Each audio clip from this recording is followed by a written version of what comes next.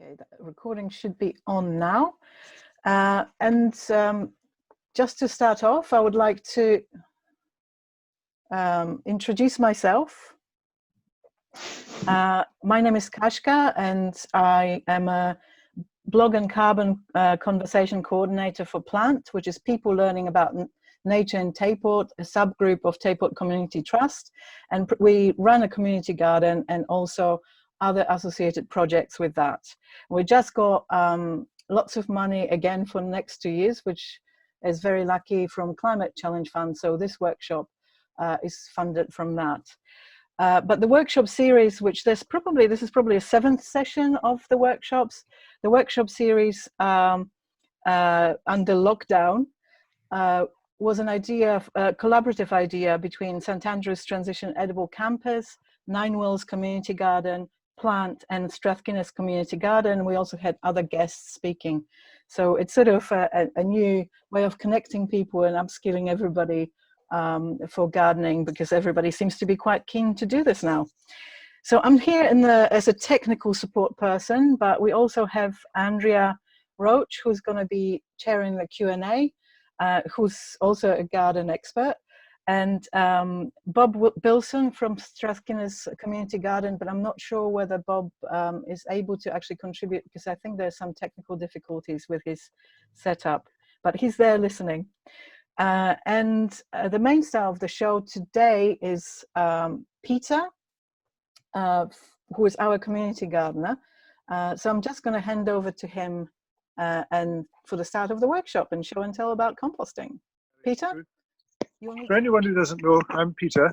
I'm the community garden. I'm being helped by my wife Kirsty, who's doing the filming. Now she's standing in because of the increased hours, but because of lockdown, we couldn't find someone else. So that's why Kirsty's here helping us. Quick panorama of the community garden for anyone who doesn't know it. It won't take too long doing this because we've got a lot to discuss and questions to be asked. So one of the main things about the garden here is that we're totally organic, and the backbone of the organic garden is, of course, the soil. And to help the soil, you've got to feed it. It's a living organism after all. And composting is one of the best ways to feed your soil on your own garden. Now, there is an awful lot of problems involved with composting, because some people have a limited source of green material. Normally it comes in the way of grass cuttings, but if you heap grass cuttings into a big pile, all you'll end up with is an anaerobic sludge, which won't break down, and in fact is probably quite toxic to microorganisms in the soil. So the act of composting is to try and augment and help the process of natural biodegradation of the materials to which you put into the compost heap. And so we're very lucky here in that we've got a multitude of materials to choose from, but with a bit of ingenuity and a bit of scrounging, you too can start to get the materials together so that your compost has got what we call the C and N ratio. That's carbon to nitrogen ratio, in about equilibrium. Too much of one is not going to help the process, and too much of the other has the opposite. So if you have lots of grass and you're looking for some other material to use, then if you can blag a bit of straw, just a straw bale, and give it a good soaking with water, you can mix that through, and it allows the oxygen to go through the ground, through the grass clippings. Any kitchen peelings you may have, they can be added as well, but do not add raw food. Other materials. Now, if you have an awful lot of stalks at the end of the season, like brassica stalks, sunflower stalks, and things like that, then you Sorry, Kirsty, can I just say, your thumb is in the way of the camera. Oh, that's gone now. Thank you very much. What? Your finger was in the way of the camera. Right. Yeah, these things can all go through a shredder. Now, if you're organised enough, or if you have an allotment, you can store an awful lot of this stuff, say in a ton bag or something like that, until you're ready to hire in a shredder. And obviously wear eye protection and PPE if you're using a shredder. and you end up with material like this, which has got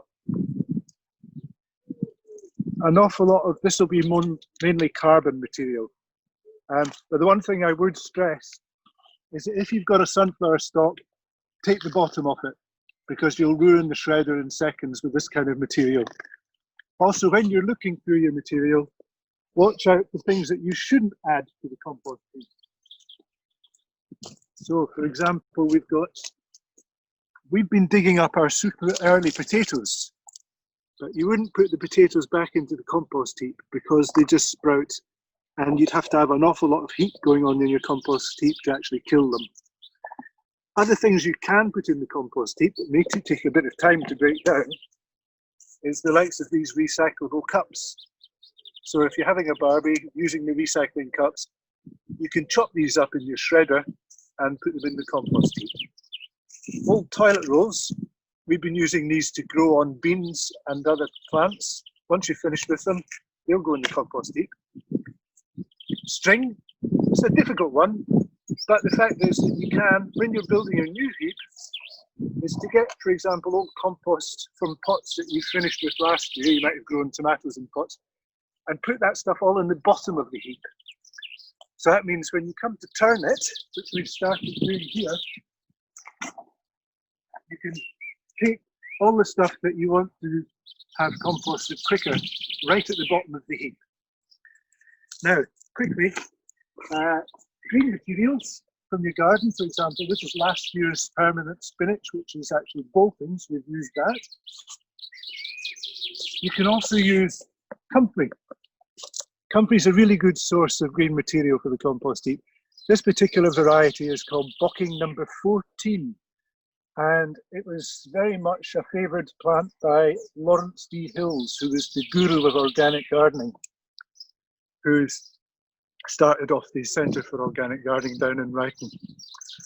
Now, the finished result.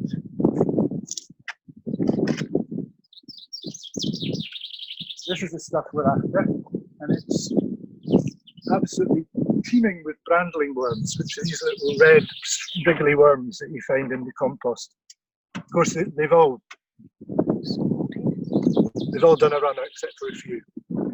So this is the material you end up with. And if you're really, really wanting to be maybe perhaps adding it to a potting mixture with some loam, then by all means riddle it to get rid of the chunkier stuff. And the chunkier stuff can then just go back into your heap. So to give us time for the Q&As, we'll go and have a seat and maybe start having a chat about any of the details that I've skimmed over rather quickly.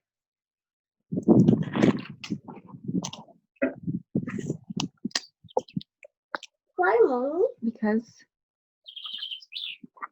So if anyone has any questions, you can put your microphone on and feel free to ask a question. You could also raise your hand in the chat box. I'm happy to ask the question on your behalf if you type it up or raise your hand. There's a few people here that's happy to answer any questions. So can I start with one? Oh, Lindy has one. Save mine till later. Lindy, if you just unmute your microphone. Yeah. What about adding leaves to compost? I'd heard that they do take a long time to break down, and I wasn't sure whether you can just add leaves to compost. Okay, well, that was something that we maybe should have added. We have a separate leaf mold heap, which, as you say, it takes longer for them to break down. But by all means, if you've got leaves and not an awful lot else to mix in with, say, grass clippings, they'll do fine. And you might have to leave your compost a bit longer to cook, because I also should have bigged up our compost bins, because these were made by one of our volunteers, Will, and they're double skinned and they're insulated. And we put a carpet on the top. Now that all retains the heat, which in fact increases the speed of which the materials will rot down. So yes, that's a yes for the leaves. Okay, thank you. How about, are there certain types of leaves that aren't a good idea, like holly or laburnum, or something you want to avoid putting in? Yeah, not so much avoid as it might slow the process down. Holly is probably a no-no just because of its very antisocial nature. I've found that, for example, sweet chestnut and oak leaves take an awful long time to rot down. But beech, sycamore and all the other common trees are good. Conifers, no. They would stay as they are, go brown and never break down because of the phenols inside them and things. So some leaves, yes, some leaves, no. But they'll all rot down apart from the conifers.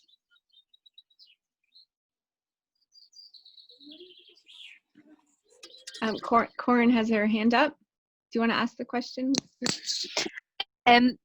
So my compost heap, which you have seen, has, I think, too many gaps in it so that it's not roasting. I have a rug on the top, but it always just seems really dry, even when I turn it. Should I be watering it?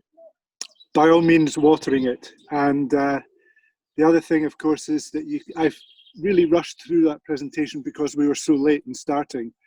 But I had, in fact, put out some materials which you can add to the compost heap. Watering, yes, definitely. But the other thing you can do is to accelerate the process. Kirsty, would you like to maybe fetch the bits that we are going to add, just to show people? On the shelf. Yeah. Hang on, I'll get some as well. There's rather a lot. We can admire this fantastic bench, which was donated to our garden by a member of Alzheimer's group in memory of somebody that used to come to the garden with them. It's absolutely stunning. Beautiful. Hello again. Okay, over to you. Product placement time. One thing that I could have added when talking about CN ratios and things is the acidity levels in a compost heap, which in fact can slow the process down. So adding a bit of lime, just a very small amount, can help that pH balance and help the microorganisms, the range of microorganisms, much more diverse. Or wood ashes if you've got or you've got that. Somewhere. Yeah, wood burning stove, if you've got a fireplace, you can use, this is what the old gardeners used to use. They called it sweetening the compost, which essentially just meant helping with the pH levels. And then, of course, you can get these accelerators. The most common one I think you can find in the market is called Garota.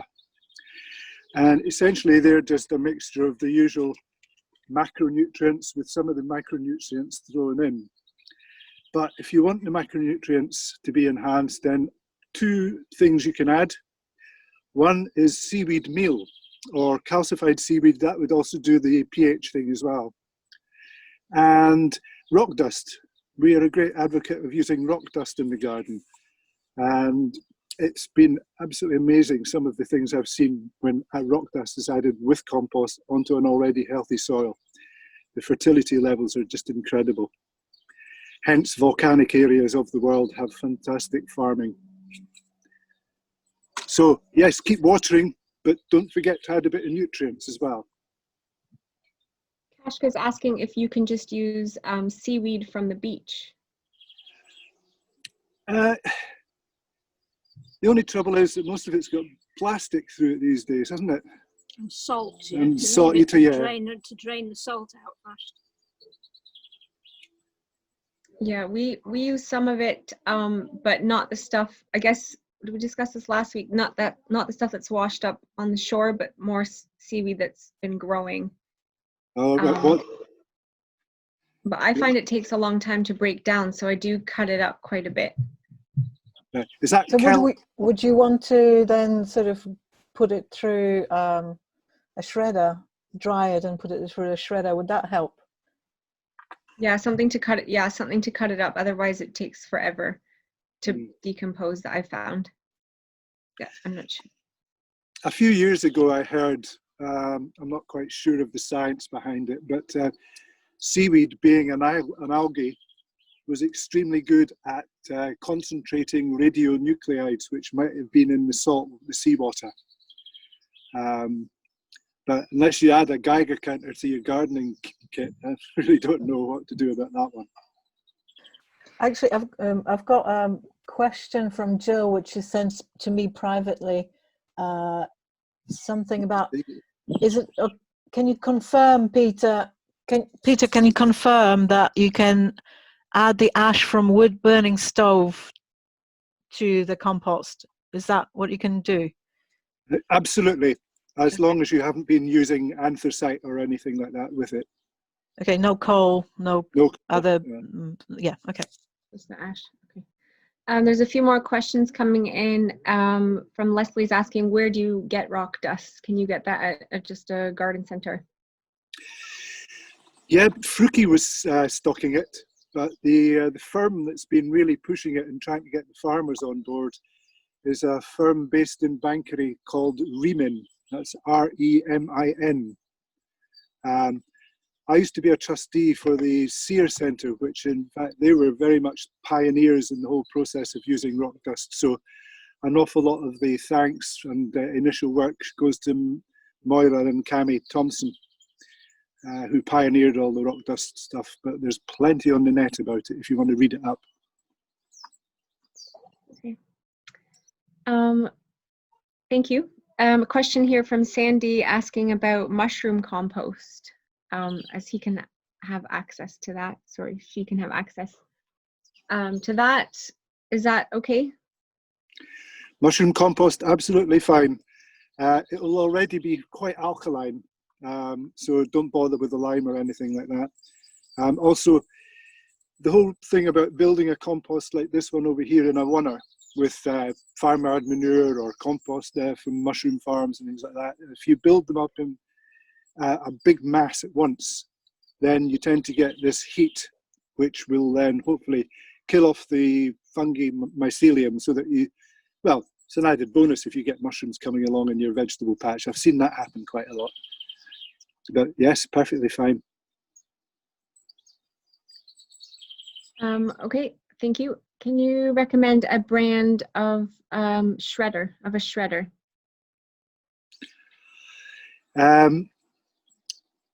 Actually, this is a good point, because when you go to the hire place, you must distinctly say that you're wanting a shredder and not a chipper, because a chipper is the thing that breaks down sticks, anything from twigs this size to branches when tree surgeons are dropping trees and what have you.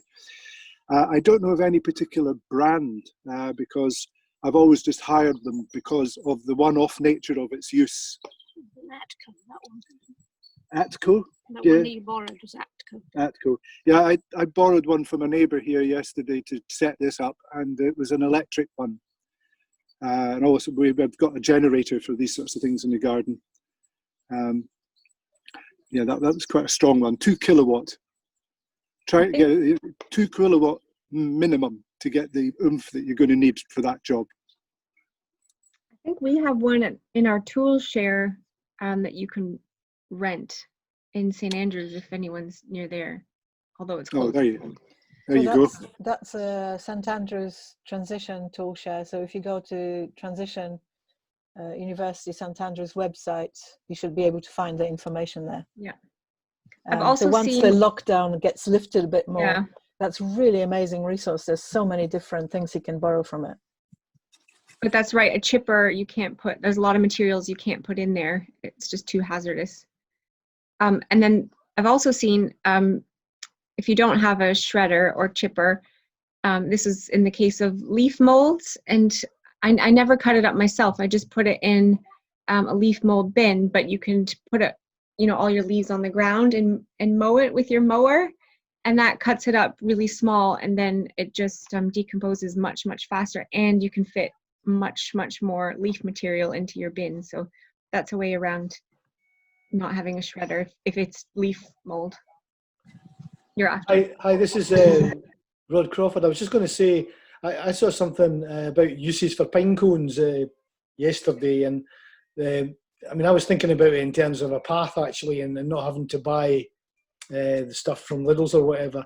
And you just said collect a few big bags of pine cones, smash them up, and you can use them. But I wondered about using pine cones chipped up in your compost as well. Well, next time you're going for a walk in the woods, or conifer wood, you'll see that an awful lot of the material on the forest floor is bits of old cone, anything from last year's to however many years, and that just shows you the resistance to decomposition that they have, because they're pretty well wood lignin as opposed to kind of other material that you might find in plants. So they'd be better for paths than compost. Absolutely, they'd be brilliant for paths because they wouldn't rot down. That's why when sometimes people put bark chippings on paths, they quite quickly turn into a sludge because they've got that much more material, organic material that can be reduced by fungi, bacteria. So wood chip is better, or in your case, cones. Peter, do you use a Dalek compost heap? Again, that was one of the other things that I skipped through to give us more time for the talk. Was I was going to show you, we got delivered a couple of these Dalek things for here, and that's really good if you don't really have the material to build a compost heap in a big oneer like we do to get the heat. The withdrawal of it is that as long as you're keeping the materials in a good balanced mix, it will be a cold composting, and therefore potential pathogens and weed seeds might not be broken down in the process. But give it long enough and you will get a good, good source of humus for your soil. The ventilation of them is quite important as well. Just try to stand them on some bricks or rubble or something like that so that you can get air coming in from the bottom. Okay, yeah, we've got a lot of those around campus, and we've stopped using them so much. We're using the pallet ones, but there's some sites that's all cement on the ground, so I could raise it up, but I'm just wondering if that would even work, or if it would just take a while to get going. Standing on concrete? Yeah. Right, well, you might get a horrible brown sludgy stain coming out when it's been wet. So as long as that isn't an issue, that's the only thing I can think of. I just don't know another option. Well, the thing is, for small householders, worm composts, wormeries, are a good alternative. Mm-hmm. So if you've just got some peelings from the kitchen plus a small amount of grass, and you can maybe get a hold of shredded newspaper and cardboard, then look up worm composting, and it's probably a nicer way to do it. And you get this wonderful liquor at the end, which you can dilute and feed your plants with. Okay, that's good. That was the next question: is do you have a separate wormery? So they are good, and you can get some really nice fancy ones, or you could have a go at making your own, and it doesn't have to cost a whole lot. So we do have one in the community garden, but that's more of a show and tell one for the kiddies. But it's one of the ones with multiple layers. Don't know if it's like a beehive, isn't it? Yeah, so you can move the worms, add layers as worms eat through all the stuff. Do you use specific worms? I think we ordered some worms. You can, when you order these wormeries, you can get order of worms, which are, was it brandling worms, Peter? Yeah, brandling worms. Those are the ones. There's different species. So there's the ones that are suitable for composts are the ones that usually chew through the litter layer in the soil. But there's also ones, if you dig really deeply into the soil and try to put those worms into the compost, they're not going to be that happy because they really like chewing through the soil rather than through the litter. So the ones I've got are tiger worms, which I think yeah, that's it. That's brand exactly it. Yeah, they've got two names, don't they? Yeah, their Latin description is Ensina fetida, and fetida is because they give off that yellow juice which stinks, and if you get it on your hands, you have to scrub them. But the other thing is that I'm wondering where the heck they come from, because if you go to the riding stables in Townsmere, for example, to get a couple of buckets of their fresh horse manure, these things seem to spontaneously arrive in places like that. I don't know how it happens, but because we haven't added them to our compost heap, but they must come as eggs in the from the riding stables where we get some of our dung from. Actually, Andrea, there's a question further back up. It was about specific order of layers in the Oh yes, the compost heap, lasagna. which I Yeah. thought was quite interesting. Yes. So Oh, Peter, where- do you want to sorry. answer that? How do you build up the compost in layers? Okay, I quickly alluded to it. So anything that's going to take quite a while to break down or is almost broken down already, like spent compost, the stuff that they've put through the shredder, any of the leaves, for example, anything chunky, you put that at the bottom. The weight of the rest of the compost heap will compress it, and that will help with the decomposition. But also it acts as a kind of layer between, hopefully you've got it on the soil, the bottom of your compost heap. If it's in contact with the soil, you're going to get a migration of the kind of organisms that you're after. And so that allows for them to come into the compost heap from the bottom. And then thereafter, it's a question of just making a lasagna with all the materials you've got, and maybe putting a bit of lime or some of the garrotta in between the layers now and again, and then giving it a really good, I use a heavy carpet which hasn't got any man-made materials in it, and then the weight of that when it's been wet tends to weigh the compost heap down. So it's amazing once you've built your layers up how quickly they compress down on each other. The volume can drop by up to 50% sometimes as the materials all settle into each other. I hope that helps. It's worth taking the time. Sometimes we get our heaps you just chuck things on as you go, but to really, when you get your wheelbarrow up to the compost heap, but to really like lay things flat and separate it and put things in all the corners, and then it just fills it up much nicer. Mm-hmm. The other thing, of course, is that if you turn your compost heap at least 2 times throughout the actual process, that gives it another kick start in terms of adding oxygen and mixing it up and giving it a chance to break down again. Do you find that, Andrea, when you? Yes, yeah, we've done a few experiments. It was Helena that did it, and literally the more you turn it, the faster it decomposes. We just saw that right in front of our eyes. It was amazing. Right. You don't always get to it, but yeah, when you can, or if you don't have the time to turn it or the energy, even just forking it just to add in some air can do a lot of good. Yeah. So is there any sort of composting, sorry, I'm just, because are there any composting solutions that make it easier to turn the compost? Because it's such a big job. Get someone else to do it. Get someone else to do it. So I think I've seen these composters when you basically turn it by a handle. Oh, the tumblers. The tumblers. Yeah. Is that worthwhile, or is it a bit of a gimmick? It's a bit of a gimmick because the more it rots down, the more it's quite heavy because all the moisture and the material has gone down to the bottom of the tumbler. So it's quite an effort to turn it, and then it just all plops down at the bottom again. At first, it's quite good for just mixing it up now and again, but I've to be convinced about whether it's better than just patience and turning. You get a little tool, that's like an umbrella kind of thing where you can stick it into the heap, and then you pull it, and it pulls all the material up. It's like a composting tool. I've got one. I was going to say a tip from me is that to talk to your local cafes and shops and stuff. So there's a baker's in Falkland that gets trays of eggs. So I get their egg trays. They're great because they've got spaces that trap the oxygen in the cardboard.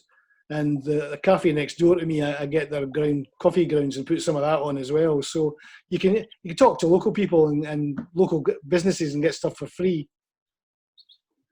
Yeah, like I mentioned in my introduction, a little bit of ingenuity and a little bit of scrounging doesn't go amiss at all. We're out taking grass clippings from the local green area and bringing it back home to put in our compost. Otherwise, we didn't have any green material. Bob has a question. Oh, sorry. carry on. Sorry. I was going to pass it over to Bob, who has a question apparently. Hi, Peter. Hi, Bob. Hi there, how are you doing? Good? Yes. The garden's looking good, Peter. In the sunshine, they all look good, eh? Yeah, yeah, that's right. It's great your garden's organic and your imports are organic, but I'm just wondering about, there might be gardeners around who maybe just get material from different places. They might get grass cuttings which have got some weed killer, hormone weed killer on them.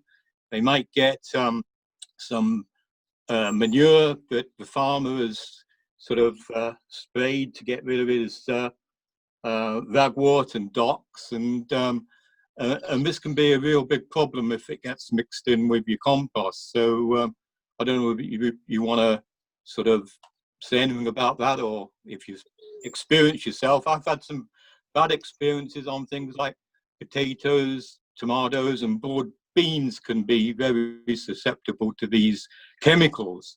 So, you know, you're okay where you are, you know what your inputs are, but there might be people out there who can't quite control the inputs into their compost heap.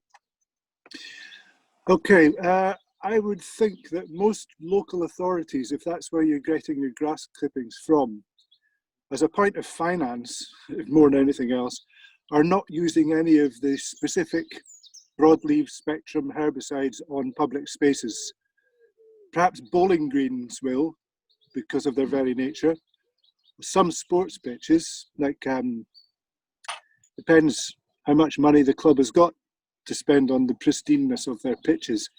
So yes, you're right. In effect, there's a problem with that.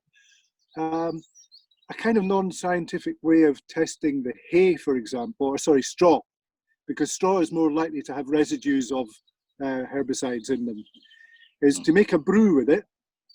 Yeah. And meanwhile, if you get some mustard and cress, either growing it yourself in a little pot with some tissue, and if you use some of your brew and pour that in, you're going to see whether or not there's any herbicide in there pretty damn quickly. Yeah, yeah, that's how I do it. Yeah, it's good. Yeah, yeah, you're right. It's a pig in a poke sometimes. What about farmyard manures that we gardeners might import in? What is the likelihood? In occasions, I've seen real problems with that, but I don't know whether you feel it might be a problem. Sorry, in the what you found it a problem? Just manures in from farmyards. You know, you get a load of manure from the local farmer, and the straw might have been affected with chemicals. I thought you might be meaning the medicines that the cattle and whatever beasts have been given. Obviously, that wouldn't affect the herb, the growth.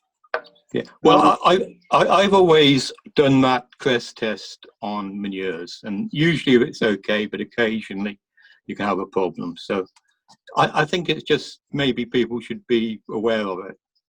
Absolutely be aware of it, but it's quite difficult to. I mean, the crest test is the best science we've got at home, isn't it? Aye, crest test is great. Okay, cheers, Pete. That's a good idea. Any more questions popping up? Hold on. Okay, no. Marion has to go. Oh, I had one, but I forgot. Oh, should have wrote it down.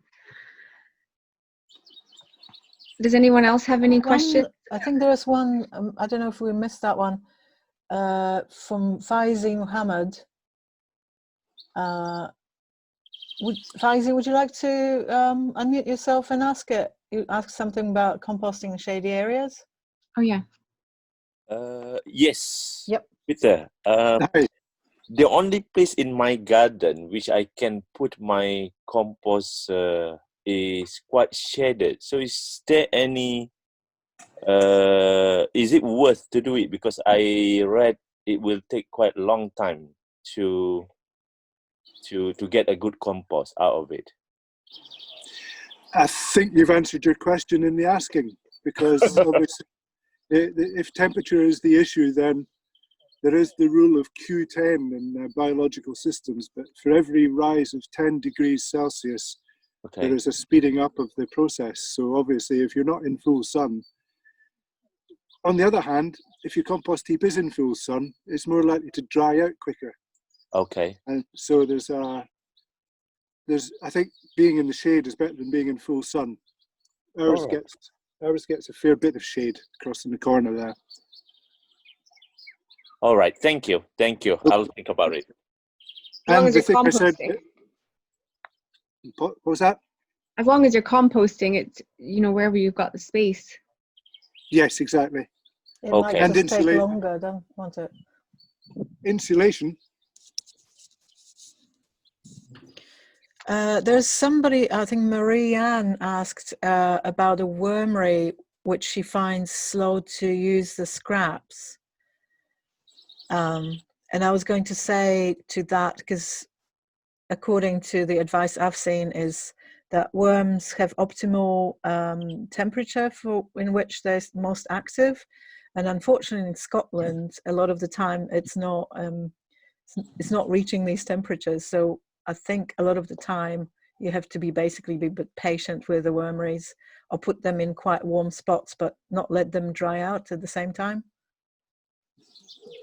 So I hope that answers the question. Yeah. Do you guys have anything to add to that? I remember the wormery, Lindy, you'll know, at the glass class used to come inside for the winter. So at that time, when it was too cold outside, I think it just kept them alive over the winter, and I think working a little bit, but just definitely slower. So if you have a polytunnel or greenhouse, it could just be moved in there. Yeah, it doesn't need light either. So if you had an outbuilding that was slightly less cold than outside. Yeah. Mm-hmm.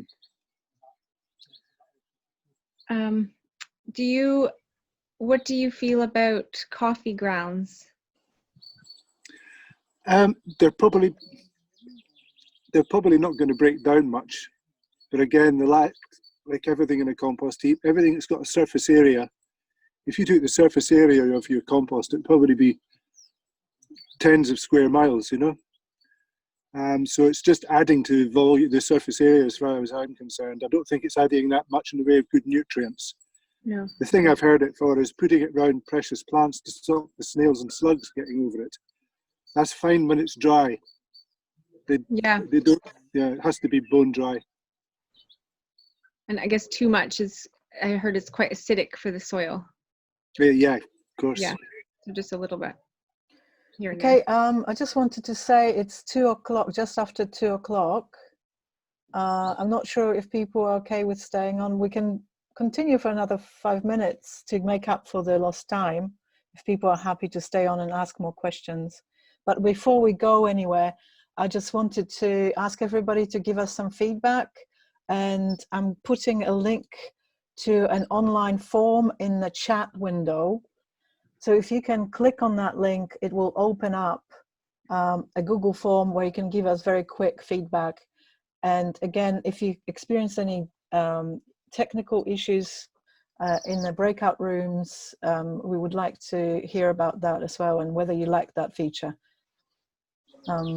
So I'll just leave the form, the link there for people to click on it in their own time. We'll also send a follow-up email with a link to the recording of this, and with a link to the form again, so you have a chance to answer these questions again. I think Bob will wanted to say something again. Andrea, would you like to take over? Yeah. Hi, Pete. Yeah. Yeah, just a quick one on weeds going on a compost heap.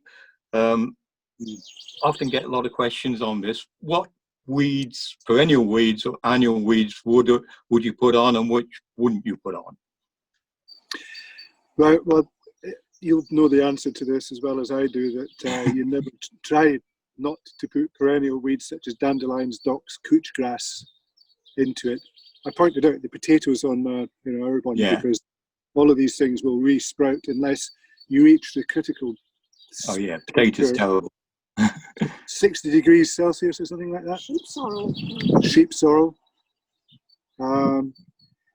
anything like a weed, if it's full of weed seeds, no. Try and, if you're getting your weeding done before the plants have set seed, because some seeds are really tough. They can go through the gut system of a ruminant and still not break down. So just be aware of weeds on your seeds and your weeds when you're weeding. But then again, oh, sorry. No, I was just going to say that you're never going to get completely weed free, because I think chickweed will be alive long after Armageddon, you know. Yeah. It just seems to survive anything, and of course it's an annual, so you get days like this, you can do an awful lot of damage with a hoe. So don't be too scared off by having some weed. You're going to have to weed anyway at some point in the veg patch, aren't you? Yeah. I've seen, if you really want to go full hog on for this, I've seen at one community garden, they actually had this way of trying to sterilize compost after, sieving it and, preparing it for distribution onto the beds. So they had this big barrel, which they had over a fire. So they filled that up with compost and they turned it to roast it, basically. So that was sort of sterilizing it. I guess maybe it was for seed sowing, trying to reduce pathogens and stuff. I don't know if you've ever seen that kind of setup, Peter. Yeah, I used to cook loam when I was making our own John Innes composts. But the idea of cooking our compost is you break down an awful lot of the really good substances that have arisen through the biological process, like alginates, for example. They'll be denatured because alginates are more or less the jelly that holds your soil together in the form of humus. Not humus, humus. You used to put it in the microwave as well. Yeah. Make the house stink. But by all means, if you're making your own seed compost, then it's a good way of doing it. Okay, thank you. Is there any more questions that anybody's got? Then harder with my mom. There's a very important statement coming through from Andrea. Stand back. Someone wants to cuddle. I can't hear you, Andrea, because I think you muted. Sorry, I'm just going to mute. I'm going to mute. Okay, you have to mute now. Okay. Not that way. Don't do that. She's adorable. If nobody else has questions, I had another one, I guess, because the way that you describe building the compost up, this is sort of building it up once from a whole heap of garden materials. Yeah. What if you want to be sort of using composting your kitchen scraps? What would you advise? How would you approach that? So if you had most of your green, I guess, nitrogen-rich stuff would come in as kitchen scraps that come out of the kitchen continuously. What would be the method to use with that, apart from wormery?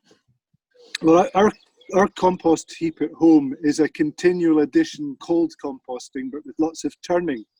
Okay.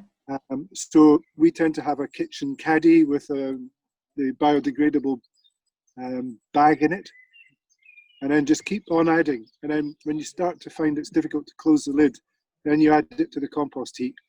And we've got, 4 of these hex? One is leaves. One is 3. leaves, yeah. We have to turn it from one to the next regularly. Oh, you've got the bins, and then you sort of shift them. plastic things, yeah. Oh, right. And then do you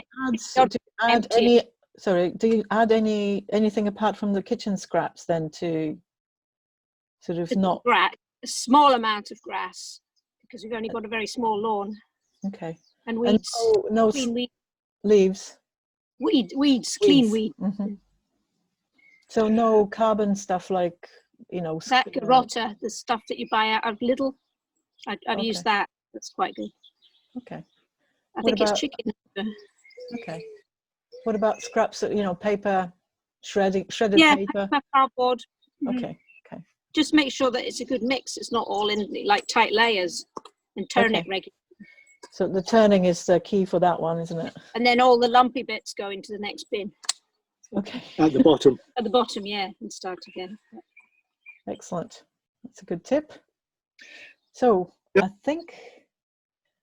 think it's probably, oh, there's somebody, one more question, and we're probably going to have to wrap up. Leslie's asking about mice. She's got a problem with mice. What do you do to stop mice? Compost them. Get a cat. We have a big problem with mice. So get a trap. Is that the... No, in terms of the composting, are they living in the compost heap? Is this the problem? Leslie, do you want to unmute yourself and add to your question? Yeah, because we're beside fields, I think, and there's a lot of mice in general, but they have been known to live in the compost heap and the wormery. Well, they love the wormery, so I had to unfortunately poison them, but so many. But yeah, what do we do about mice, or to stop encourage them in the first place? We've tried to make it a wee bit mice proof, but no. Well, Peter looks puzzled. There's no simple answer to this. There is no simple answer to this one, no. A cat, yeah. Yeah, we always have a dilemma, a moral dilemma, this one. Bob, do you have mice in your garden? Is it ever a problem in Strathclyde? Just a second.